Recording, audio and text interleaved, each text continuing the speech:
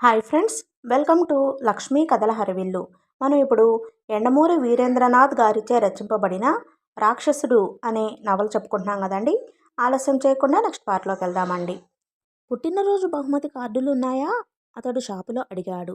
చాలా ఉన్నాయి సార్, చూడండి. ఒక ప్రత్యేకమైన క్యాప్షన్ ఉన్నదేదైనా కావాలి. ఎటువంటివి సార్? అతడు సరిగ్గా చెప్పలేకపోయాడు. ఇటువైపుకి రండి. బొమ్మ కన్నా లోపల మ్యాటర్ బాగా ఉన్నది కావాలి. అంతేగా సార్? అవును. షాపువాడు లోపలికి తీసుకువెళ్ళాడు. చాలా పెద్ద షాపు అది. రకరకాల కార్డులున్నాయి. షాపువాడు అన్నాడు. చాలామంది కార్డుపైన అందమైన బొమ్మల కోసం, బెస్ట్ డిజైన్స్ కోసం చూస్తారు సార్. లోపల ఏం వ్రాసి ఉంది అని మీలా అంతగా పట్టించుకోరు. మీలాంటి వాళ్ళు చాలా తక్కువ. కావలసినంతసేపు చూసుకోండి అని అక్కడి నుంచి వెళ్ళిపోయాడు. అతడికి దాదాపు అరగంట పట్టింది తనకు కావలసిన కార్డు దొరకటానికి. పైన 2 చేతులున్నాయి. లోపల మ్యాటర్ మాత్రం ఇంగ్లీష్లో ఉంది. నేను చీకట్లో ఉన్నాను. నీకిష్టమైన పని చెయ్యాలని నా మనసు ఉవ్విళ్ళూరుతూ ఉంది. నువ్వు చెప్పాలనుకున్న పనిని నువ్వు చెప్పకుండా నేను చేసినప్పుడు నీ కళ్ళలో మెరిసే వెలుగు ఆ చీకటి నుంచి నన్ను రక్షిస్తుంది. పుట్టినరోజు శుభాకాంక్షలతో.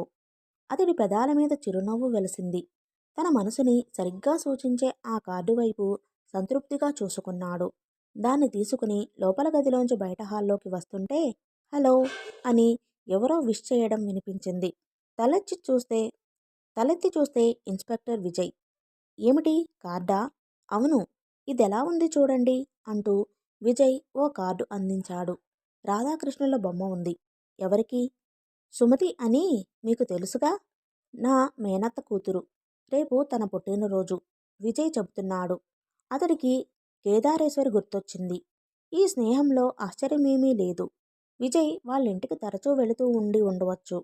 కేదారేశ్వరి సుమతి మేనత్త. అతడు కార్డు విప్పి చూశాడు. తెలుగులో చక్కటి అక్షరాలు ప్రింటు చేయబడి ఉన్నాయి. పాంచజన్యమేళ చేత మురళి ఉండగా, యుద్ధవాంఛ ఏల కృష్ణ చెంత రాత నిలిచి ఉండగా, యుద్ధమే పురుష లక్షణం అని నువ్వనుకున్న మరుక్షణం బృందావనమే అవ్వదా మరో కురుక్షేత్రం? ఈ పుట్టినరోజున అలా నువ్వు అనుకోవాలన్న శుభాకాంక్షలతో. ఎలా ఉంది? చాలా బాగుంది విజయ్. కొంతమంది పై డిజైన్ బాగుంటే చాలనుకుంటారు. కొంతమంది లోపల మ్యాటర్ బాగుండాలని వెతుకుతారు. కార్డ్ అంటే బయట బొమ్మ బాగుండాలి, లోపల విషయమూ బాగుండాలి. అవునా? అదృష్టవశాత్తు ఎక్కువసేపు వెతక్కుండానే అలాంటిది దొరికింది. అవును విజయ్. లోపల ఒకటే సరిపోదు, బయట కూడా బాగుండాలి. ఆ విషయం మర్చిపోయాను. Anyhow congrats. ఎక్కువ వెతుక్కుండానే మంచి కార్డు దొరికినందుకు. వెడదామా? డబ్బు తీసి కౌంటర్లో ఇస్తూ అన్నాడు విజయ్. ఎక్కడన్నా డ్రాప్ చేయమంటే చేస్తాను. వద్దు, నేనిక్కడే డ్రాప్ అయ్యి ఇంకా కొద్దిగా ఇక్కడే పని ఉంది. ఆ రోజు రాత్రి అంటే శనివారం రాత్రి 12ంటికి భారతదేశపు ఆర్థిక, సాంఘిక, రాజకీయ రంగాల్ని కదిలించి వేసే సంఘటన ఒకటి జరిగింది. భారత రాజ్యాంగంలో ఒక ముఖ్యమైన అంశాన్ని చేరుస్తూ రాష్ట్రపతి జానకిరాముడు ఆర్డినెన్స్ పాస్ చేశాడు. ఆ అంశపు మరో పేరే డయాస్ట్. డిక్లేర్ యువర్ ఓన్ అసెట్ అన్న నిబంధన క్రింద పరిచయం చేయబడ్డ డయాస్ట్ దేశంలో పెద్ద కల్లోలం రేపింది. 24 గంటల్లోగా అంతా అల్లకల్లోలం అయ్యే పరిస్థితి ఏర్పడింది. అయినా ప్రెసిడెంట్ చాలా నిబ్బరంగా వ్యవహరించాడు. సైన్యం అలర్ట్ చేయబడింది. డయాస్ట్కి వ్యతిరేకులందరినీ తీవ్రంగా హెచ్చరించడం, అణిచివేయడం జరిగింది. భారతదేశపు రాజ్యాంగంలో ఈ అంశపు చాటుని హర్షిస్తూ రష్యా ప్రకటన చేసింది. జానకిరాముడికి అభినందనలు తెలిపింది. డయాస్ట్ రూల్స్ ప్రకారం దేశంలో ప్రతి వ్యక్తి తన ఆస్తుల వివరాలు ప్రభుత్వానికి డిక్లేర్ చేయాలి. ఏ టైంలోనైనా ఒక మనిషి యొక్క ఆస్తిని అతడు డిక్లేర్ చేసిన విలువల కన్నా 50% ఎక్కువ ఇచ్చి కొనుక్కోవడానికి ప్రభుత్వానికి హక్కు ఉంది. ప్రతి పౌరుడు ప్రభుత్వానికి తన డిక్లేర్ చేసిన ఆస్తుల విలువ ప్రకారం వెల్త్ ట్యాక్స్ కట్టాలి. విలువ తక్కువ ఉండి ఆదాయం ఎక్కువ ఉండే షాపులు తమ షాపు విలువలను బట్టి కాక ఆదాయం బట్టి విలువ కట్టాలి. అలా క్యాపిటలైజ్ కాబడిన ఆస్తి విలువ ప్రభుత్వానికి అసంతృప్తికరంగా ఉన్న పక్షంలో దానికి 50% ఎక్కువ ధర ఇచ్చి దాన్ని స్వాధీనం చేసుకునే హక్కు ప్రభుత్వానికి ఉంటుంది. పైకి చాలా మామూలుగా కనబడినా దాని ప్రభావం క్యాపిటలిస్టుల మీద ఎంత ఉంటుందో ఆర్థిక శాస్త్రంలో కొద్ది ప్రవేశం ఉన్న ఎవరికైనా తెలుస్తుంది. 20 లక్షల భవంతి కట్టి దానిని కేవలం 2 లక్షల కింద డిక్లేర్ చేసి ట్యాక్స్ ఎగ్గొట్టే వారందరూ ఇబ్బందిలో పడ్డారు. రోడ్డు కాస్త వెడల్పు చేయడానికి, షాపు ముందు 4 అడుగుల స్థలం ఇవ్వడానికి కోర్టుకెక్కే వాళ్ళందరి ఆట ఈ డయాస్ట్ కట్టించింది. ఇన్కమ్ ట్యాక్స్ డిపార్ట్మెంట్లో భాగంగా కాకుండా కేంద్రంలో విడిగా ఈ విభాగం ఉంటుందని ప్రెసిడెంట్ ప్రకటించాడు. దేశంలోని బడాబడా నాయకులు, వ్యాపారవేత్తలు దీన్ని వ్యతిరేకించారు. కానీ కాస్త చదువుకున్న ప్రతి సామాన్యుడు దీన్ని హర్షించాడు. డయాస్ట్ గాని సరిగ్గా అమలు జరిగితే భారత ప్రభుత్వ ఆదాయం సాలుకి 10,000 కోట్లు పెరుగుతుందని అంచనా కట్టబడింది. ఈ లోపులో జానకిరాముడు హత్యకు ప్లాన్ చేయబడింది. చాలా రహస్యంగా, పకడ్బందీగా. ఆ రోజు ఆదివారం. ఆ రాత్రి 12ంటికి పారాషూట్స్ నిశ్శబ్దపు చీకట్లో క్రిందకు దిగాయి. పసిగట్టిన వేట కుక్కలు భయంకరంగా మొరకసాగాయి. గార్డులు ఏం జరిగింది గ్రహించే లోపుల్లో ఫ్లాష్ లైట్లు వెలిగాయి. కాంతి భరించలేక కుక్కలు అరవడం మానేశాయి. గార్డులు పిచ్చెక్కినట్లు మిషన్ గన్స్ పేల్చసాగారు. నిద్రలో ఉన్న బానిసలు బయట వినబడుతున్న చప్పుళ్లకి తలుపులు బద్దలు కొట్టుకుని బయటకు రావడానికి ప్రయత్నించసాగారు. దాదాపు 5 నిమిషాల పోరాటం జరిగింది. బుల్లెట్ చప్పుళ్లకి ఆ దీవి అదిరిపోయింది. కొద్దిమంది గార్డులు గుళ్లకి బలయ్యారు. చాలామంది లొంగిపోయారు. నీళ్లలోకి దూకిన గార్డుల్ని మొసళ్ళు చంపేశాయి. సైనికులకున్న స్వంత ప్లానింగ్, శిక్షణ గార్డులకి లేదు. వాళ్ళు జీవితమంతా నిరాయుధులైన బానిసల్ని అదమాయించి పనులు చేయించుకోవడానికి సరిపోతుంది. అందుకే 4 వైపుల నుంచి భారత సైన్యం చుట్టూ ముట్టేసేసరికి ఎక్కువ ప్రతిఘటన లేకుండానే లొంగిపోయారు. ఎన్నో సంవత్సరాలు ఆ అరణ్య గాఢాంధకారంలో బ్రతికిన బానిసలకి ప్రత్యూషపు వెలుగుతో పాటు జీవితంలో స్వాతంత్ర్యం కూడా లభించింది. ఆ మరుసటి రోజు బయటపడిన సత్యాలు మాత్రం మొత్తం దేశాన్నే ముక్కుమీద వేలు వేసుకునేలా చేశాయి. బయట ప్రపంచానికి తెలియని ఆ అడవిలో కాకులు దూరని చెట్ల మధ్య, చుట్టూ ఎత్తైన కొండల నడుమ, దుర్గమమైన ప్రవాహాల అవతల దాదాపు 500 ఎకరాల్లో పెంచబడిన పాప్పీ మొక్కల నుంచి ఏటేటా ఉత్పత్తి అయ్యే హెరాయిన్ దాదాపు 10 టన్నులుంటుందని అంచనా. హీనాతి హీనం. కిలో హెరాయిన్ ఖరీదు ₹1,00,000 అనుకున్నా ఆ అడవిలో ఉత్పత్తి అయ్యే మొక్కల ఖరీదు 100 కోట్లు. పూర్వకాలం ఒక సామంతరాజు తన సామ్రాజ్యం నుంచి పొందే రాబడి కన్నా ఇది 100 రెట్లు ఎక్కువ. ఎంతో కాలం నుంచి దేశపు దక్షిణ బొడ్డులో అరణ్యం మధ్య ఈ పొలాన్ని సాగు చేస్తున్నా ఎవరికీ తెలియదంటే అది దేశపు నేతల లంచగొండితనానికి, అసమర్థతకి నిదర్శనం అని పేపర్లు వ్రాసాయి. ఆ రోజే ప్రెసిడెంట్ ఆఫ్ ఇండియా జానకిరాముడు భారతదేశంలో పాప్పీ ప్లాంట్స్ పెంచడాన్ని నిషేధిస్తూ ఉత్తర్వు జారీ చేశాడు. ఆ ఆర్డినెన్సు వెంటనే అమలులోకొచ్చింది. అంతకుముందు ఏ ప్రెసిడెంట్ కానీ, ప్రధానమంత్రి కానీ చేయలేని పనిని జానకిరాముడు చేశాడు. పాప్పీ ప్లాంటేషన్ని దేశంలో రద్దు చేయించడం. దీని వలన కొంతమంది ఎయిర్ ఇండియా అధికారులు, చాలామంది కస్టమ్స్ అధికారులు నష్టపోయారు. అంతర్లీనంగా నష్టపోయింది మాత్రం దేశపు గుత్త వ్యాపారస్తులు. జానకిరాముడికి మరికొంతమంది శత్రువులు ఆ విధంగా ఎక్కువయ్యారు. వంకచక్కా రామూర్తి మాత్రం అరెస్టు కాలేదు. ఆ దీవిని అతడే నిర్వహిస్తున్నాడని ఇంకా సాక్ష్యాధారాలు దొరకలేదు. అరెస్టైన గార్డులు పెదవి విప్పలేదు. దేశంలోకెల్లా అత్యున్నతమైన ఇంటెలిజెన్స్ సంస్థ ఈ కేసు ఇన్వెస్టిగేషన్ ప్రారంభించింది.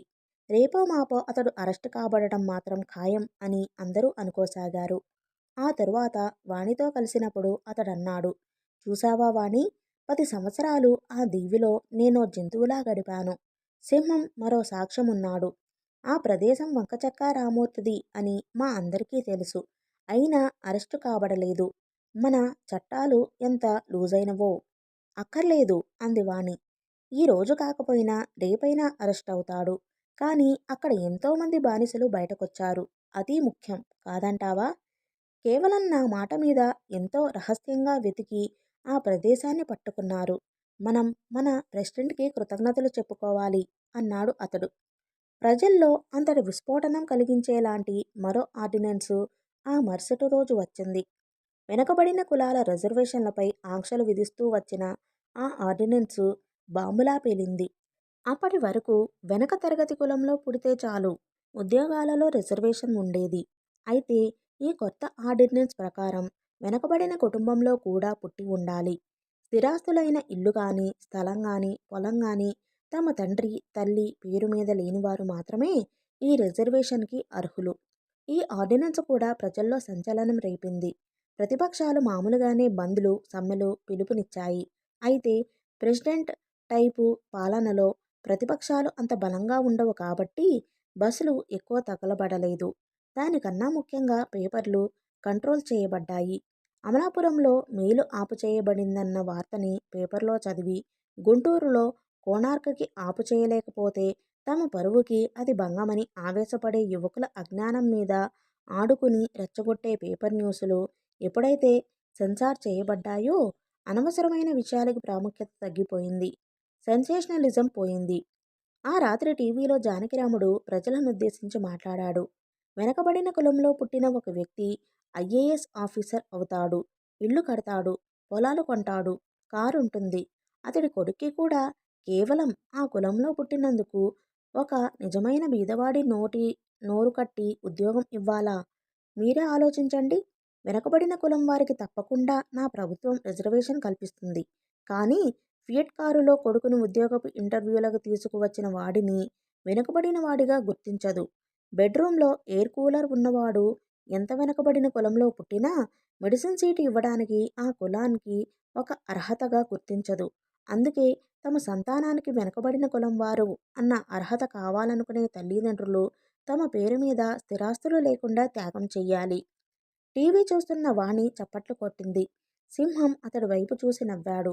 పల్లెలో ఆడవాళ్ల చుట్టూ తిరిగి డబ్బు అడుక్కునే వాడినేనా మనం చూస్తున్నాం అన్నట్టుంది ఆ నవ్వు. అతడు తన ఆలోచనలో తన్నున్నట్టు టీవీ వైపే చూస్తున్నాడు. సింహం అన్నాడు, ఫుల్ ప్రూఫ్ మెయిడ్ కాదు, కానీ ఒక చిన్న ప్రారంభం. అది చాలు. అతడు ఆశ్చర్యంగా సింహం వైపు చూశాడు. సాధారణంగా సింహం ఎప్పుడూ రాజకీయాల గురించి, సంఘం గురించి మాట్లాడడు. అటువంటి వాడిలో కూడా ఈ మార్పేమిటి? కానీ ఈ మార్పు, ఈ ఎవల్యూషన్ ఇవి సరిపోవు. రివల్యూషన్ కావాలి. చైనా, రష్యాలో వచ్చిన రివల్యూషన్ సరిపోదు. ఇండియా బాగుపడాలంటే అంతకు 10 రెట్లు ఎక్కువ విస్ఫోటనం కావాలి. జానకిరాముడు, ఇంకా ఎందుకు ఆలస్యం? నాకిచ్చిన వాగ్దానం ఏం చేశావు? ఎప్పుడు పేల్చేస్తావు ఈ దేశపు అంధకారాన్ని? ప్రెసిడెంట్ ఉపన్యాసం పూర్తయింది. టీవీ కట్టేస్తూ వాణ్ణి సింహంతో అంటుంది. భలే సంస్కరణలు తెస్తున్నాడు. తొందరలోనే ఎస్టేట్ డ్యూటీని మళ్లీ ప్రవేశపెట్టబోతున్నాడట. రూమర్లు వ్యాపిస్తున్నాయి. డిక్లేర్ యువర్ ఓన్ వెల్త్ తో పాటు ఎస్టేట్ డ్యూటీని బాగా పెంచితే ఇక కొత్తగా ట్యాక్సులు పెంచే అవసరం ఉండదు. అతడు వాళ్ళిద్దరి వైపు విస్మయంతో చూస్తూనే ఉన్నాడు. వాళ్ల చర్చ అతడికి గమ్మత్తుగా తోచింది. ఒక్క విషయం మాత్రం అర్థమైంది. కాలే కడుపులున్న దేశాన్ని పాలించడానికి కార్ల్ మార్క్స్ తెలియనవసరం లేదు. కాగల కార్యమేదో కాస్త నిజాయితీగా ఆలోచిస్తే చాలు. వ్యవస్థ మారితే చార్మినార్ ప్రాంతపు ఓట్ల కోసం ముఖ్యమంత్రి టోపీ పెట్టుకు వెళ్లనవసరం లేదు. ముస్లిం ఓట్ల కోసం ప్రధానమంత్రి పార్లమెంటులో విడాకుల చట్టం మార్చనవసరం లేదు. హలో! అతడు తలెత్తి చూశాడు. ఎదురుగా విజయ్ ఉన్నాడు. ఏమిటి విజయ్? రేపు మధ్యాహ్నం నీ ప్రోగ్రాం ఏమిటి? ఎందుకు? రేపొద్దున ప్రెసిడెంట్ ఈ ఊరొస్తున్నాడు. తెలుసుగా, గుర్రపందాల్లో ప్రెసిడెంట్ గోల్డ్ కప్ కూడా ఉంది. గెలిచిన గుర్రానికి బహుమతి ఇవ్వడానికి. దానికి నా రేపటి ప్రోగ్రాంకి ఏమిటి సంబంధం? విజయ్ ఇబ్బందిగా చూశాడు. రేపు జానకిరాముడు రక్షణ ఏర్పాట్లు చూస్తున్నది నేనే. ఈ నగరంలో లోకల్ రౌడీలందర్నీ ఒక కంట కనిపెట్టి ఉండవలసిందిగా ఆర్డర్లు వచ్చాయి. చివరకు నన్ను ఒక లోకల్ రౌడీ స్థాయికి తీసుకువచ్చారన్నమాట. ఇన్స్పెక్టర్ నొచ్చుకుంటూ, నా ఉద్దేశం అది కాదు. ఇంటెలిజెన్స్ అంచనాల ప్రకారం దేశంలో వ్యతిరేకత ఎక్కువైన దృష్ట్యా రేపు జరిగే ఫంక్షన్ లాంటి ప్రదేశంలోనే ప్రెసిడెంట్ హత్య జరుగుతుంది అన్నాడు. దేశంలో ప్రెసిడెంట్ పట్ల వ్యతిరేకత ఎక్కువైనది ప్రజలకి కాదు విజయ్, క్యాపిటలిస్టులకి. ఈ పరిస్థితులు ఇలాగే కొనసాగితే రేపు బడ్జెట్ తరువాత మాకు ఈ ప్రెసిడెంట్ కావాలి అని ప్రజలు ముక్తకంఠంతో అరుస్తారు. పోతే రేపటి ప్రెసిడెంట్ మీద హత్యా ప్రయత్నం అంటూ జరిగితే అది నాలాంటి లోకల్ గుండాల వల్ల అవదు. కోట్లు వేసుకున్న వాళ్లే చేస్తారు. వాళ్ళు అలాంటి రేసు కోర్టుల్లోనే ఎక్కువ మంది ఉంటారు. వీలైతే వాళ్ళందర్నీ అరెస్టు చెయ్యి.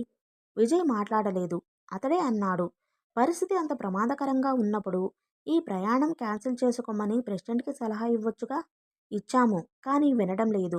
ముఖ్యమైన సందేశం ఏదో ఇవ్వాలట. నా ఉద్దేశంలో అతడు గుర్రపందాలని నిషేధించబోతున్నాడని. హత్యా ప్రయత్నం జరగబోతూ ఉందని మీకు వార్త ఎలా వచ్చింది? ఎవరు చేస్తారని? నా వ్యక్తిగత అనుమానమైతే దీని వెనుక రామ్మూర్తి ఉన్నాడని. ఇంకా అతడిని పేరు పెట్టే పిలుస్తున్నావా? విజయ్ జవాబు చెప్పలేదు. ఇంతకీ నేనేం చెయ్యాలి? రేపంతా లాకప్లో ఉంచుతారన్న నన్ను. జానకిరాముడు ప్రెసిడెంట్ అవడానికి వెనుక ఉన్న కారణం నువ్వని నాకు తెలుసు. మీరిద్దరూ ఎంత మంచి స్నేహితులో కూడా నాకు తెలుసు. కానీ మా ఇంటెలిజెన్స్ డిపార్ట్మెంట్ ఇచ్చిన లిస్టులో నీ పేరు కూడా ఉంది. దీన్ని బట్టే అర్థమవుతోంది మీ డిపార్ట్మెంట్లు ఎలా పనిచేస్తున్నాయో. దానికి విజయ్ ఏమీ అనకుండా లేచి, సరే, రేపు నిన్ను అరెస్ట్ చేయను. కానీ దయచేసి రేస్ కోర్స్కి రాకు. అక్కడ నువ్వు కనబడితే నాకు పేరొస్తుంది. నిజంగా ప్రెసిడెంట్ హత్యకి ప్లాన్ అంటూ జరిగితే దాన్ని మీరు ఆపుచేయగలరా? ఏం అలా అడిగావు?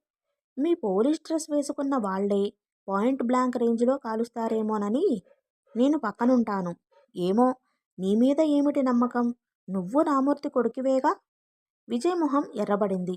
ఊరికే అన్నానులే. ఏది ఏమైనా అరెస్టు చేయకుండా వదిలివేసినందుకు నీకు నా కృతజ్ఞతలు. విజయ్ వెళ్ళిపోయాడు. అతడు ఇంటివైపు బయలుదేరాడు. జీకే ఏమయ్యాడో తెలీదు. రామ్మూర్తితో కలవటం వరకు తెలుసు. ఇప్పుడు రామ్మూర్తి పరిస్థితి కూడా ఏమీ బాగోలేదు. ఇటువంటి పరిస్థితుల్లో తన ఎదుట పడకుండా ఎందుకు జాప్యం చేస్తున్నాడు? బహుశా వాణి మాటలు నిజమేనేమో. అతడికి తన తల్లి గురించి నిజంగా తెలియదేమో. అసలు ఆ ఆలోచన భరించలేనట్టుగా తల విదిలించాడు. కారు పోర్టికోలో ఆపుచేసి అతడు ఇంటిలోకి ప్రవేశించి లైటు వేశాడు. అప్పటి వరకు చీకట్లో కిటికీ దగ్గర నిల్చుని బయటకు చూస్తున్న సుమతి వెనక్కి తిరిగింది. ఆ సమయంలో తన ఇంట్లో ఆమెను చూసి ఆశ్చర్యపోయాడు. ఏమిటి సుమతి, ఇలా వచ్చావు? ఆమె నెమ్మదిగా తలెత్తింది. దీపపు షెడ్ నీడ ఆమె మొహం మీద చీకటిని అడ్డుతోంది. నెమ్మదైన స్వరంతో ఆమె అంది, నాకు వాణి అంతా చెప్పింది. ఇప్పుడే, అరగంట క్రితం.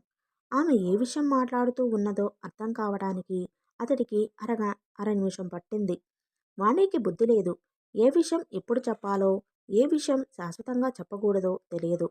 అతడిదంతా తొందరగా విషయాన్ని అర్థం చేసుకోవడం, ఏమాత్రం బాధపడకుండా అలా తేల్చేయడంతో ఆమె చికుతురాలైంది. కాస్త హట్టయింది కూడా. పురుషుడు బాధపడితే ఓదార్చటంలో వచ్చే సంతృప్తి స్త్రీకి మరెందులోనూ రాదు. ప్రపంచాన్ని ఏలినంత సంతృప్తి. వాడు ప్రియుడే కానవసరం లేదు. స్నేహితుడు కావచ్చు, అన్న కావచ్చు. తనకన్నా బలవంతుడు తన దగ్గర ఓదార్పు కోరాడన్న ఈగో, సాటిస్ఫాక్షన్. అయితే తన ఎదురుగా ఉన్నవాడు అంత తొందరగా పడడని ఆమెకు తెలుసు. ఆమె అర్థం చేసుకోగలదు. కానీ ఆమె ఇప్పుడు పరాధీన. ఆమె అతడినే చూస్తోంది. అర్థం చేసుకోగలిగితే ఆ చూపే మనసు మారుమూల పుటల డిక్షనరీ అవుతుంది. నువ్వంటే నాకెంతో గౌరవం. ఒక గౌరవమే కాదు, భక్తి, ఇష్టం, భయం అన్నీ. ఈ అన్నిటినీ ప్రేమంటారా? కాదు. ప్రేమలో చనువు కూడా ఉండాలి. నీ దగ్గర నాకు ఆ చనువు లేదు. నాకు ఒకప్పుడు ఉండేది. నువ్వు విక్రమ్ సింగ్గా పరిచయం అయినప్పుడు. చూస్తుండగానే నువ్వు ఎదిగిపోయావు. నీ గురించి తెలిసే కొద్దీ నీ మీద గౌరవం పెరగసాగింది. ఒక కారణం గురించి తప్పిస్తూ దాన్ని సాధించడం కోసం నువ్వు పడే తపనలో విస్తరించుకుంటున్న నీ వ్యక్తిత్వం ముందు నేనొక ప్రేక్షకురాల్ని అయ్యాను. అయితే అందులో లీనమవకుండా కేవలం దూరంగా ప్రేక్షకురాలిలా మిగిలిపోవడానికి కారణం బహుశా విజయ్ కావచ్చు. గొప్ప వ్యక్తుల పట్ల ఆరాధనే ప్రేమ అయిన పక్షంలో ఈ ప్రపంచంలో ప్రతి ఒక్కరూ ఒకరికన్నా ఎక్కువ మందిని ప్రేమిస్తూ ఉండాలి. అలా అని నా సమక్షంలో నీ కన్నుల్లో ఆరాధనని నేను గుర్తించలేదనా? ఏ స్త్రీ అయినా తన దగ్గరగా తిరిగే పురుషుడి కళ్ళల్లో అలాంటి ప్రేమంటూ ఉంటే దాన్ని గుర్తించలేదంటే అది ఆత్మవంచన. కానీ నేనిదంతా నీకెలా చెప్పను? ఇప్పుడు ఈరోజు వాణి ఈ మంచుతెరను బ్రద్దలు కొట్టేశాక ఇప్పుడు కూడా మౌనంగా ఎలా ఉండను? ఎందుకు ఈ నిశ్శబ్దాన్ని ఛేదించవు? ఏమో, నాలో మళ్ళీ ఇంకో ఆలోచన వస్తుంది. ఒకవేళ నువ్వే ముందు బయటపడి ఉంటే, అయ్యో, విజయ్తో నా వివాహం జరగవలసి ఉంది కదా అని ఉండేదాన్నేమో. ఏ క్షణం తెలిసింది నాకు నీలో ఆ భావం ఉందని? అస్పష్టమైన నీ ఆలోచనకొక స్పష్టమైన రూపు నాకిప్పుడు అర్థమైంది. అసలు పూర్తిగా అవలేదేమో. ఈ స్పష్టాస్పష్టాల మధ్య కొట్టుమిట్టాడటమేనేమో జీవితమంటే. ఒకటి మాత్రం నిజం, మేమంతా చిన్నవాళ్ళం. నేను, విజయ్ నాలాంటి కోట్ల మంది ఒక చిన్న వలయంలో చిన్న చిన్న కోరికలతో ఏదో పుట్టాం కాబట్టి జీవిస్తూ ఉంటాం. కానీ నువ్వు, మా నాన్న, మీరంతా వాన్గార్డ్ లాంటి వాళ్ళు. మంచో చెడో ఏదో ఒకటి అనుకుంటే దాన్ని సాధించే వరకు వదిలిపెట్టరు. ఆ గౌరవాన్ని ప్రేమగా మార్చుకునే ధైర్యం మాకు లేదు. అయినా ఇప్పుడు ఆ ఆలోచనలన్నీ ఎందుకు? నేను అతనికి సంబంధించిన దాన్ని. ఒక చిన్న ఆశయం కోసం తండ్రిని వదిలిపెట్టి వచ్చిన విజయ్ అనబడే ఆ పోలీస్ అధికారి నా హీరో. మా ప్రేమ పుష్పించి ఫలించే సమయంలో చుట్టపు చూపుగా వచ్చిన మలయమారుతానివి నువ్వు. జ్ఞాపకాల పరిమళాలను వదిలి వెళ్ళిపోతావు. ఏమిటి సుమతి, అలా మౌనంగా ఉండిపోయావు? ఆమె తలెత్తి అతడి వైపు చూసి తలదించుకుని, మా పెళ్ళికి నువ్వు తప్పకుండా రావాలి అంది. అరే, రాకుండా ఎలా ఉంటాను? ఇంతగా చెప్పాలా ఏమిటి? ఏమిటి, నువ్వేదో చాలా సెంటిమెంటల్గా చాలా ఫీల్ అవుతున్నట్టున్నావు. నాకిలాంటివి గిట్టవు. అందరూ నన్ను చాలా మెటీరియలిస్ట్ అంటారు. అలా ఉండడమే నాకిష్టం. ఆమె చప్పున తలెత్తి చూసింది.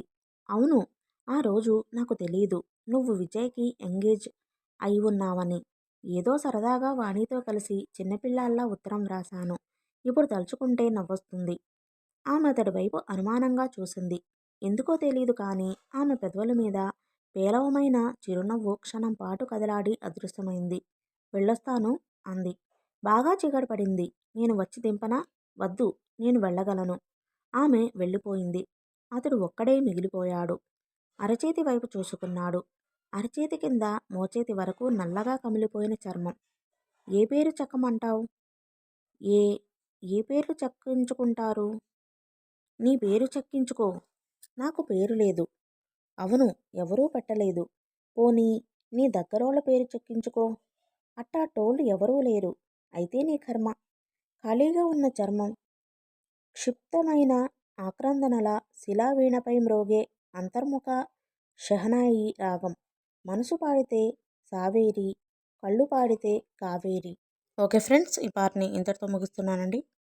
ఈ నవల కానీ మీకు నచ్చినట్లయితే లైక్ చేసి మీ ఫ్రెండ్స్కి ఫ్యామిలీ మెంబర్స్కి షేర్ చేయండి. అలాగే నా ఛానల్ని సబ్స్క్రైబ్ చేసుకుని నేను వీడియో పెట్టగానే మీకు నోటిఫికేషన్ రావడానికి పక్కనున్న బెల్ ఐకాన్ క్లిక్ చేయండి.